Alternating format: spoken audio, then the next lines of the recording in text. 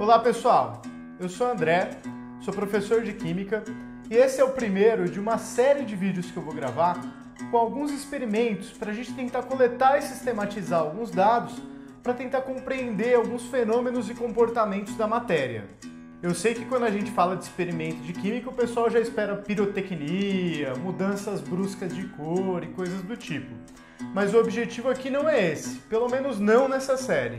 Muitas vezes, os experimentos mais bem comportados, sem grandes mudanças bruscas, são fontes até melhores para a gente compreender os fenômenos químicos. E a ideia é que vocês possam coletar os dados desses experimentos, sistematizá-los, analisá-los, levantar hipóteses e também discutir se o experimento bateu ou não com alguma previsão. Por que bateu? Por que não bateu?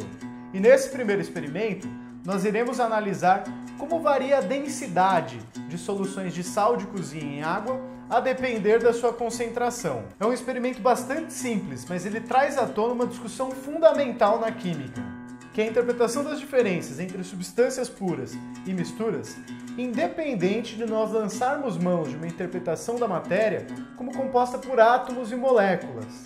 De certo modo, essa discussão traz para a gente uma definição macroscópica de substância química, como uma porção de matéria que tem propriedades bem definidas e que lhe caracterizam.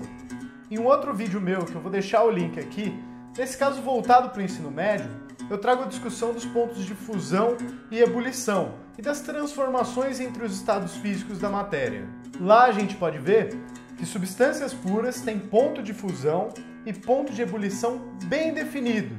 Já no caso das misturas, por outro lado, as temperaturas de fusão e ebulição dependem da proporção entre os componentes dessa mistura.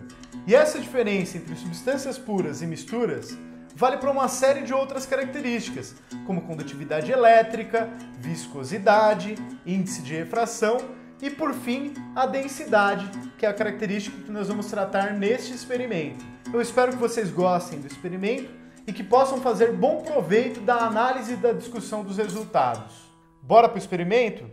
Bom, pessoal, a ideia hoje é a gente preparar 4 soluções de sal de cozinha, que é basicamente cloreto de sódio com algumas impurezas ali, mas que dentro do nosso procedimento experimental possivelmente não vão fazer grande diferença. Então eu tenho aqui para a gente utilizar 4 balões volumétricos, sendo 2 de 100 ml e 2 balões de 50 ml, 4 becquerels para a gente fazer a pré-solução do sal, 4 pipetas de vidro, uma pipeta volumétrica de 10 ml, um becker onde eu deixei um termômetro ali para a gente ter uma noção da temperatura do ambiente, um pouquinho de sal de cozinha, que eu roubei da minha cozinha, uma balancinha que mede de 0,1 grama em 0,1 grama e água destilada. E alguns outros materiais auxiliares aí para a gente trabalhar. É importante que vocês reparem que a precisão do meu balão volumétrico e a precisão da minha balança não são lá muito compatíveis. Esse balão volumétrico de 50 ml, por exemplo, ele tem um volume de 50 ml, mais ou menos 0,06. Então, uma precisão bem significativa do volume. O balão de 10 ml possui um volume de 100 ml, mais ou menos 0,1. Bastante significativa também. Já a balancinha, por sua vez, não é lá grande coisa não. Só mede de 0,1 gramas em 0,1 gramas. Mas é o que tem para hoje. Fica aí uma questão para vocês trabalharem no relatório. Então vamos lá preparar as soluções? As 4 soluções que eu pretendo preparar têm as concentrações de 10 gramas por litro, 50 gramas por litro, 150 gramas por litro e 300 gramas por litro. Eu vou usar os balões maiores para preparar as soluções mais diluídas e os balões menores para preparar as soluções mais concentradas. No caso, o nosso soluto é sal de cozinha, barato, fácil de arranjar e tudo mais. Mas essa é uma boa prática para se utilizar se você quiser economizar a quantidade de soluto. Então, calcula aí rapidinho quanto de sal você vai precisar colocar em cada um desses balões volumétricos. E é importante ressaltar que a concentração de uma solução é sempre a quantidade de soluto dividido pela quantidade de solução, diferente do que às vezes aparece por aí, que as pessoas tentam preparar soluções considerando a concentração como a quantidade de soluto por quantidade de solvente. Para a primeira solução, com uma concentração de 10 gramas por litro, nós vamos usar um balão de 100 mililitros. Fazendo as contas aí rapidinho, você percebe que você precisa de 1 grama de sal. Para a segunda solução, com concentração 50 gramas por litro, nós vamos utilizar também um balão de 100 mililitros. Fazendo as contas, a gente percebe que a gente precisa de 5 gramas de sal para preparar essa solução. A terceira solução, com a concentração de 150 gramas por litro, vai ser preparada num balão de 50 mililitros. Para isso, nós vamos precisar de 7,5 gramas de sal. A quarta solução, com concentração de 300 gramas por litro, também vai ser preparada num balão de 50 mililitros. Para isso, nós vamos precisar de 15 gramas de sal. Então, para a primeira solução, a gente liga a balança, coloca o beckerzinho para fazer a pré-solução. Vamos apertar o botão Tare para zerar a balança, porque a gente não quer saber da massa do becker. E vamos ali medir 1 grama de sal.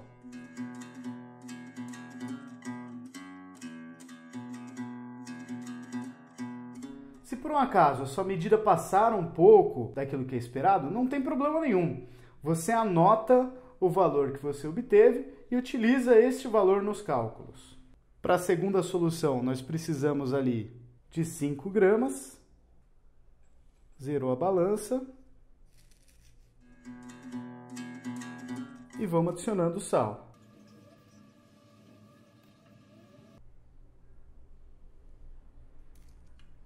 Para a terceira solução, nós precisamos de 7,5 gramas de sal.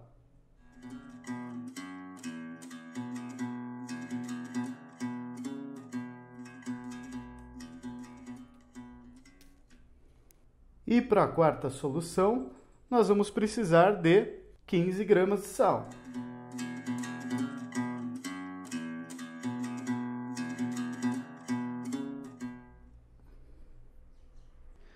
E agora, nesse momento, nós vamos efetuar uma pré-diluição das 4 soluções que estão. Isso vai facilitar a transferência e dificultar da gente entupir algum funil, de dar um trabalho a mais aí à toa.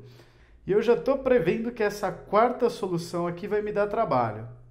Só prestando atenção que as 2 primeiras soluções deverão ter um volume final de 100 ml. Então, minha pré-dissolução tem que ter bem menos do que isso. E as 2 soluções finais têm que ter um volume de 50 ml. Então, tem que tomar esse cuidado também. Já estou prevendo que essa quarta solução vai me dar um trabalhinho a mais. Então, vamos lá, adicionando água.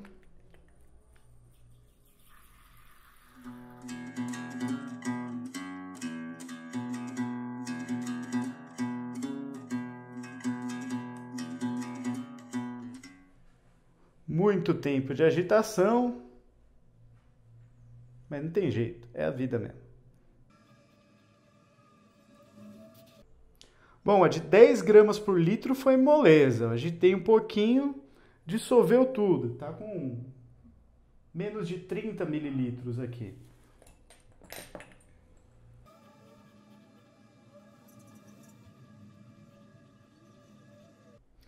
A de 50 gramas por litro está com quase 40 mililitros aqui, também dissolveu rapidinho.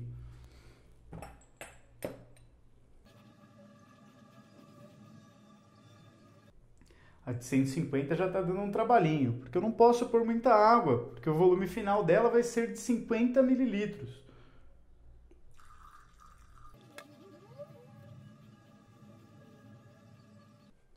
Bom, essa pré-solução não vai ficar tão pré-solução assim. Vou fazer o seguinte, vou fazer uma melequinha aqui, despejar lá no balão e ir lavando com água destilada aos pouquinhos para tentar aproveitar todo o sal que eu pesei. A solução número 4, essa de 300 gramas por litro, essa aqui é o terror do grupo que pega ela quando o experimento é feito de maneira presencial. Também vou fazer uma melequinha e despejar lá. Vamos ver o que dá. Bom, nossa próxima etapa é pegar cada uma dessas 4 soluções, despejar no balão e a gente sempre dá uma lavadinha no nosso recipiente da pré-solução para aproveitar toda a massa de sal que a gente pesou. O pouquinho de sal que sobrou aqui, ele vai entrar na conta. Então ele precisa estar presente na nossa solução também. Sempre o recomendado é utilizar pequenas porções de água em várias etapas. Com isso você garante que você tenha maior eficiência na transferência do soluto.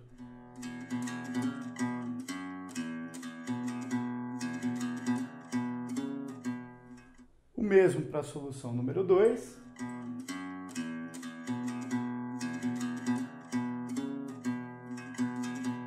Para 3, agora tomando cuidado que eu ainda tenho sal insolúvel aqui nesse becker.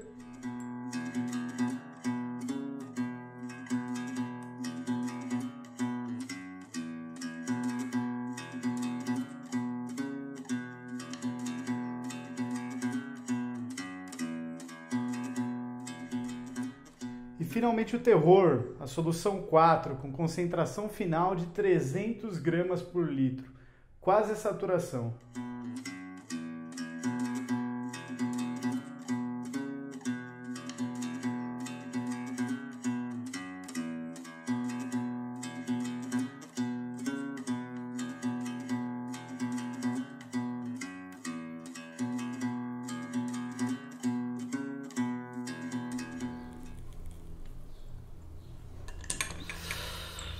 Passou. Eu perdi minha solução 4. Deixa eu explicar o que aconteceu. Os balões volumétricos têm uma marquinha bem fininha aqui, que é onde é indicado o volume total dele. Nesse caso aqui, o volume de 50 mililitros. Espero que vocês consigam ver aí na câmera. Quando eu fui tentar botar todo aquele sal da solução 4, lavando o recipiente e tudo mais, eu passei desse volume. Quando você passa do volume, não tem jeito. Tem que voltar e preparar outra solução. E como eu não sou dono da loja de vidraria, o que eu tive que fazer foi lavar novamente meu balão. Primeiro com água de torneira para tirar os excessos ali. E depois com água destilada para tirar completamente os sais que tenham ficado ali. Porque a água de torneira também tem alguns solutos ali nela. Para retomar o experimento. Deixa eu passar o carro da pamonha.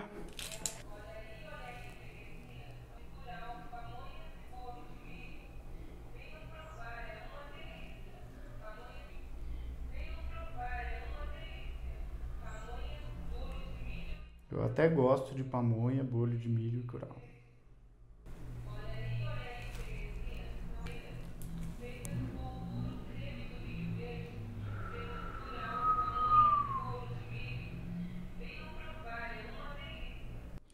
Então eu peso novamente os 15 gramas de sal, zero a balança. Mas dessa vez eu vou fazer uma solução muito menos elegante. Vou carcar o sal aqui no funil. E vamos ver no que dá. Ele ficou um pouquinho grudado embaixo do becker, mesmo porque o becker está úmido agora, né?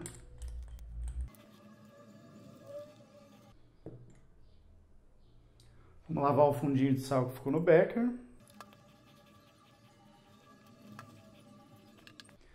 E agora para cada uma das 4 soluções, vou jogar um pouquinho mais de água para lavar um pouquinho de sal que tenha sobrado no funil. Se preocupando também com a pontinha aqui dele. E eu vou dar uma agitada nesses balões aqui que ficaram um pouco solúveis, para ver se a gente consegue diluir, pelo menos parcialmente.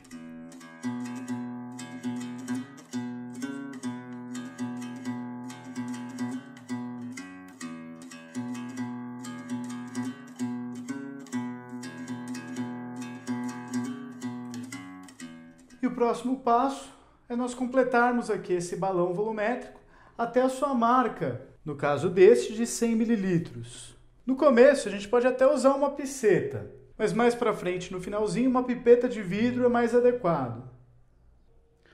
Então vamos completar o volume aqui com água destilada.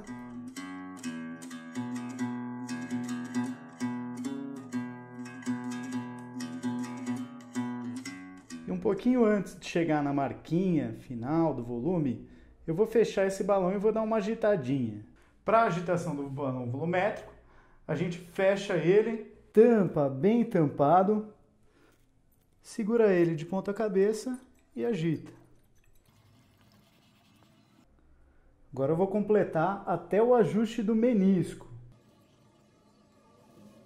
E para qualquer instrumento volumétrico, o ajuste deve ser tal que a curvinha que fica na superfície da solução, o menisco, fique ajustado com a linha do equipamento. Mais uma agitadinha para homogeneizar com essas últimas gotinhas que a gente colocou.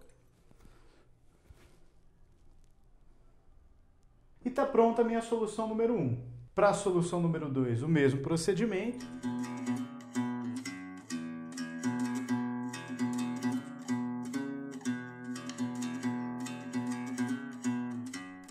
Ajustado o menisco.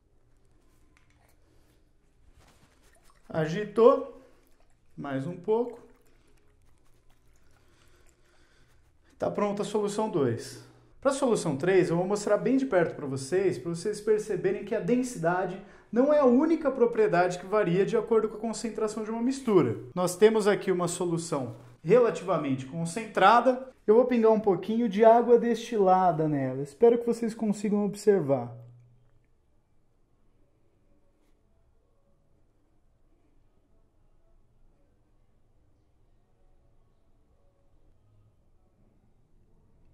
Não sei se vocês estão conseguindo ver, mas quando a água destilada toca a solução bem concentrada, a gente percebe umas variaçõezinhas no índice de refração dessa solução, porque a água destilada está caindo sem nada de sal em uma solução concentrada. Dá uma agitadinha na solução 3 e vou ajustar o menisco. Ajustado o menisco da solução 3, só mais uma agitadinha, a solução 3 está pronta.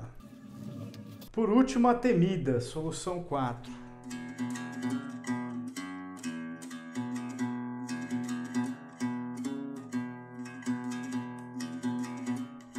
Essa daqui vai dar trabalho.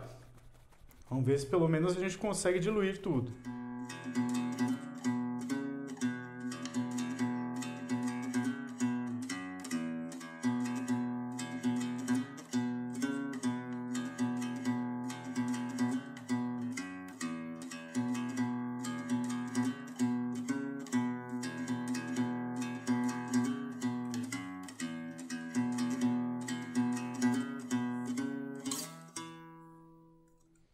Ajustado o menisco, agita mais um pouquinho.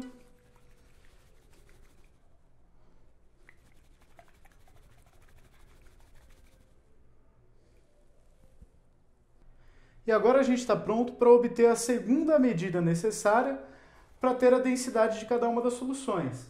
A solução 1 possui um volume de 100 ml, solução 2 também 100 ml, solução 3 50 ml e solução 4 50 ml.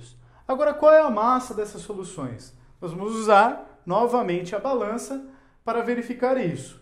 Então eu pego a solução 1, ligo a balança, coloco o balão na balança e anoto a sua massa, 157 gramas. Lembrando que a massa da solução é a massa que eu estou anotando agora, menos a massa do balão, que eu já pesei antes do experimento. Agora para a solução 2, balança está zerada, a massa que eu obtenho, 160,7 gramas. Só descontar a massa do balão, que eu obtenho a massa da solução 2. Solução 3, 90,5 gramas. Balão com a solução 4, 95,4 gramas. Mas e a densidade da água pura, da água destilada? Será que a gente não podia também obter esse dado? Para isso eu vou usar uma pipeta volumétrica de 10 ml, ligada a uma pera de sucção, o meu becker com água destilada e um outro becker qualquer, posso até pegar um daqueles sujinhos que a gente já estava usando antes. Então, primeira coisa, pipetar 10 ml de água destilada. Já vou ligar a balança aqui e descontar a massa do becker. Tarei a balança, tirar a pera, vou acertar o menisco. Tenho 10 ml. Agora eu solto aqui no becker. Meus 10 ml de água destilada pesaram 10 gramas, redondo aqui nessa balança. E eu não precisei usar um becker limpo nem lavar, porque qualquer resíduo que tivesse sobrado aqui, eu descontei a massa dele na balança. Então, os 10 gramas que foram medidos são apenas a água destilada que foi adicionada depois. Munidos desses 4 dados, na verdade 5 dados, vocês conseguem verificar qual que é a relação gráfica entre a concentração de uma solução de sal e a densidade.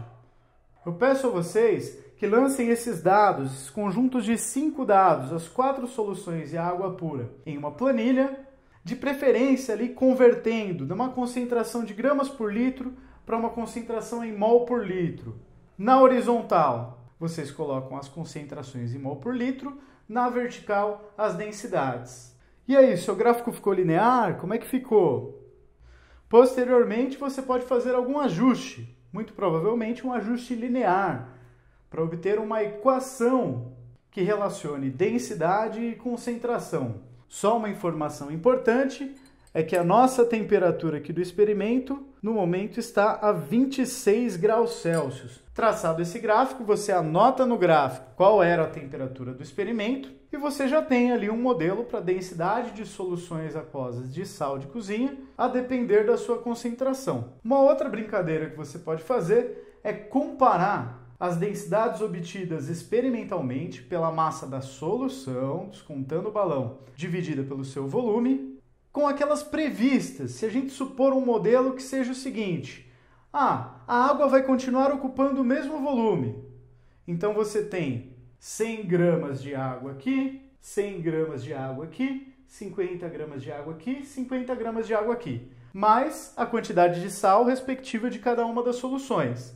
Será que bate? Será que a densidade obtida experimentalmente é equivalente a essa densidade que a gente tenta prever somando a massa de 100 gramas de água com 1 grama de sal, ou de 100 gramas de água com 5 gramas de sal, ou mesmo de 50 gramas de água com 7 gramas e meio de sal, ou de 50 gramas de água com 15 gramas de sal? Será que dá o mesmo valor? Se não dá, o que será que pode estar acontecendo que tem esse desvio? Só como um último experimento, para matar minha curiosidade, para vocês usarem um modelinho que vocês produziram, eu vou fazer o seguinte: eu vou simular as concentrações iniciais que eu utilizo de sal quando eu vou fazer um arroz na minha casa. Então eu vou pegar um becker desse grandão, porque na escala do arroz é sempre um pouco maior, e vou adicionar ali os 2 copos de água que eu costumo usar de medida para o meu arroz. Então eu peguei lá uma água torneiral, afinal não vou fazer arroz com água destilada, né? Ninguém faz isso. Joguei o primeiro copo, joguei o segundo copo, e eu não tenho a menor ideia de qual que é o volume de água que eu pus aqui. Menor ideia eu tenho. E vou lá pegar o sal. Quando eu estou fazendo arroz, eu peso o sal numa balança? Não. Eu pego ali, eita,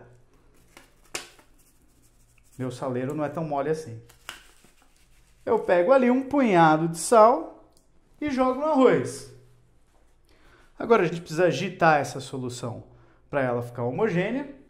Novamente, vou pegar um becker qualquer, que pode estar meio sujinho mesmo, porque eu vou descontar a massa de tudo que está nele aqui por enquanto. Pipeto meus 10 ml de solução, ligo a balança, peso o becker, desconto a sua massa e vamos acertar o menisco da solução.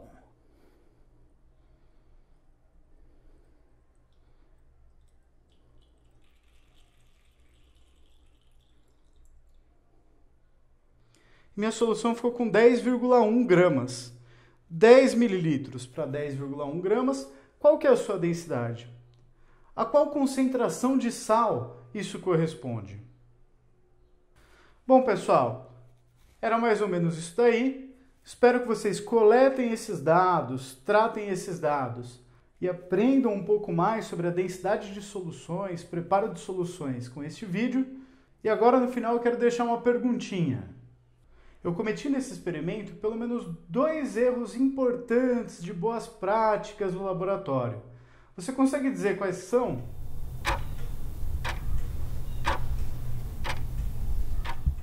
Pô, essa é mais velha do que andar pra frente, né? O cara faz besteira e vem me dizer que é pra ver se a gente tinha prestado atenção. Os 2 erros foram os seguintes. Durante boa parte do experimento, eu estava sem a utilização adequada dos meus óculos de proteção. O segundo erro, é mais óbvio ainda, eu estou sem jaleco, um equipamento de proteção individual fundamental dentro de um laboratório de química.